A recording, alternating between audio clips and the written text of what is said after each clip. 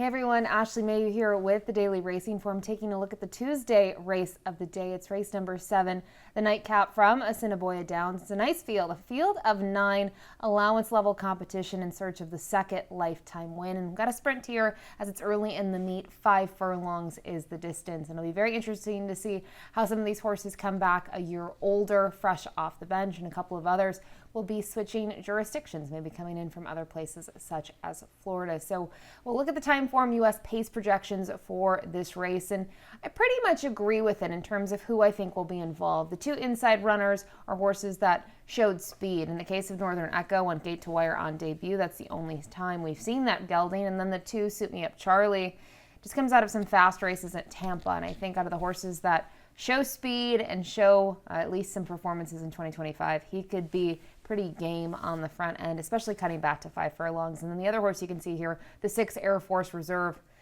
Go down the page. Since he has moved to the dirt, speed has been what he has tried to accomplish. He's tried to go to the front. He's tried to stay in front.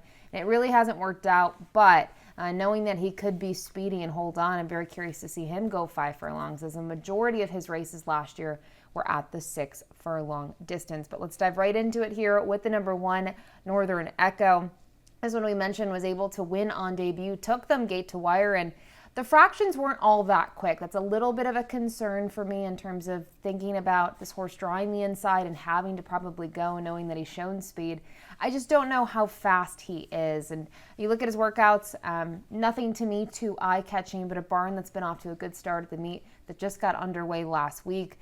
We'll see what ends up being the strategy, but I do think he will need to take a step forward. Whereas the horse to his outside will move to the number 2, Suit Me Up Charlie. Little bit of a different story. Does have 3 races now in 2025 and hasn't been in the money in those races, but I think the big thing is the circuit. Comes out of Tampa Bay Downs, was in for 8,000 in those events, non-winners of 2 life, and showed speed. One of them was pretty good, the effort 2 back, where he got a 59 Beyer speed figure. Just missed by a length, and that was going 6 furlongs with some moisture in the track. I do find it interesting to see him cutting back to the 5 furlong distance. And his races late last year, talking about November and December of 2024, both game performances. So we'll see what he can accomplish. He obviously has a little bit of an advantage knowing that he's already raced this season in the barn. They've started off. They've had a lot of runners in, 12 now at the meet, 5 in the money. The number 3, Mr. Splash. Let's take a look at his most recent performance, and it's a little bit of a different one. In the case that was a stakes race, but it was also at the mile distance. And I think when you look at what he's able to accomplish from last and here early, if you watch the entire replay and just watch the stretch run here, he is getting to better luck next time, and he's doing it pretty nicely in those final stages. And I point this out for a couple of reasons. These are horses that obviously have tried the stakes competition, and for him this is class relief, but it is also a cutback in distance. And I go to his other races, and I really just think he's sort of a handy horse in the fact that he can close in a mile race, he can close going 5.5. I just wonder for him long-term this season if he is going to be better suited for a mile distance rather than these sprint distances. I just think you went on the page and better luck next time typically has been in front of him, but not every time to say, and he almost did get him last time out. So Devin Gittins is the conditioner here, 12-1 on the morning line for the 3, Mr. Splash. The 4, Dare to Endure. We'll take a look at his most recent performance. We go back to September 4th, going 6 furlongs at this level. And another one, I thought this was a very game performance. He's had to face JL Copper a handful of times. And you look at JL Copper in terms of the performance that you're going to see here. At one point, it looks like he's going to get away from the field, and Dare to Endure is just flying late and really starting to figure it out. And I think his progression has been really interesting to follow. He's gotten better in terms of figures with each race. He is a little bit more handy than I think some of the other horses that we've talked about. I mean, he could be close to the pace, a length or 2 off of it early, but if they are zipping on the front end, he could easily sit 4 or 5 off of it. And it just seems like a very consistent horse who I think is a major player in here. Has a very nice work on May 3rd. And the more recent work, just a week out in preparation for this, it's not going to catch your eye, but I think that was by design. So Dare to Endure, major player here in the 7th race Tuesday at Assiniboia. The 5, Conspiracy Theorist, another one in the field for Wendy Anderson, who was able to graduate in the 2nd career start. I think ran fine, considering the trip that this one got on debut, came back to win, and then they tried this one in a $50,000 stakes race where this one was 3rd, and kind of similar. I mean, a lot of these horses you're going to see, they were able to break their maiden. They might have tried either allowance level, non-winners of 2 life, or jumped up to stakes, and they were competitive. Tough to say. In terms of his figures, I do think he's a little bit on the softer side. And that's why you're going to get a good price on him if you endorse him. He's 15-1 on the morning line. The 6 Air Force Reserve.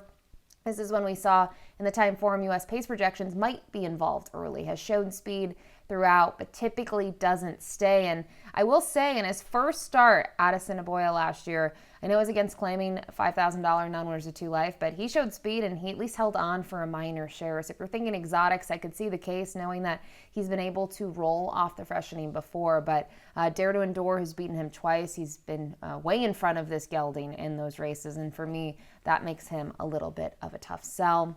The 7 Better Luck Next Time we saw in the replay earlier was able to win the Buffalo. It did it very nicely, did it on the front end. And here's my issue with Better Luck Next Time. I know that he won on debut sprinting, but you look at his following races, he tired in those. He finished second, he finished 5th. Other horses finished in front of him, including Mr. Splash. And starting to wonder, when you look at the time for the mile race, it was on the slower side. It's set up well for him. I have reservations about him actually sprinting. I think he might be better of a horse on a longer distance on the lead, where he can kind of carve out fractions to his liking, not get pressured, and hopefully be able to hang on. I think that's going to be key with him. A horse that I would certainly not talk you off of if you like, but for me, I'm going to look towards him later this season when he is going longer distances. I think he's just going to be more competitive. The 8 Lemon Twist. This one is a colt, a son of World of Trouble, who will take a look at the most recent performance. Now, you have to realize, completely different surface going to Woodbine back in November of 2024 while in the barn of Devin Gittins, but thought this horse had a huge performance at a big price, 16-1, Juan Crawford in the irons, and is going to have to angle up outside of horses and kind of circle the field and just kick on, and was pretty game in the end when you look at how Lemon Twist is able to do it. I thought it was a huge performance. If you have time to watch the whole replay, I recommend doing so. Rank would be a good way to use that word that you see in the run line. This horse was just kind of a hot mess early, and Juan Crawford really gave this horse a great ride, was able to get this colt to finally settle and kick on, and it sort of makes you wonder where that race came from. I think a couple of things, but it was also the barn switch maybe. First off the claim, they're able to win, and you can see now it's going to try something new for the first time, that being the dirt, but has a slew of dirt workouts. Some of them I think are okay, not necessarily the most speedy in the morning, but for me, it's just visually watching that performance, getting a 58 buyer speed figure that makes you wonder, at a big price, is Lemon Twist maybe a factor here if you think they're going to go quick early on. Then rounding out the field is the number 9 Big Walk. This is another one that's coming in from a different jurisdiction. Was at Oaklawn Park in early 2025 and then went to Will Rogers Downs and was able to break the maiden there, going 6 furlongs. Kind of an interesting move where this one did not break on top and then kind of made the way to the front and stayed in front, cleared by 4 lengths.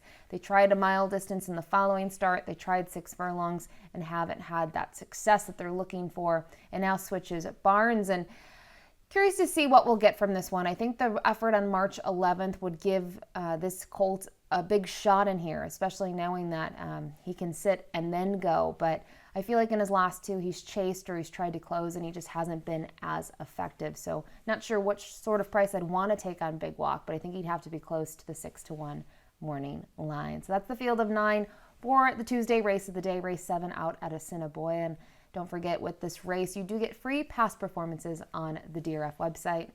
It's time for my top picks in here. And when I looked at this group and tried to figure out which direction I wanted to go in, I was torn between 2 horses. The 2, Suit Me Up Charlie, and the 4, Dare to Endure. I think looking at Suit Me Up Charlie, I think the big factor is having those races under the belt this year. I think that's a big difference maker. Horse shows a lot of speed. So that's ultimately why I picked the 2. I don't necessarily love the 5-2 price. I'm curious to see if this horse will be bet down from that. But I think the main threat is the 4, Dare to Endure, assuming that this now 4-year-old gelding is ready to roll off the freshening. Really impressed with those local performances last year. I think he is versatile. He could sit the trip, and even though he was defeated last time out at this level and he's had a couple cracks at it, he wasn't defeated by much. And I think if the pace is just right and he sits the trip, he can close by.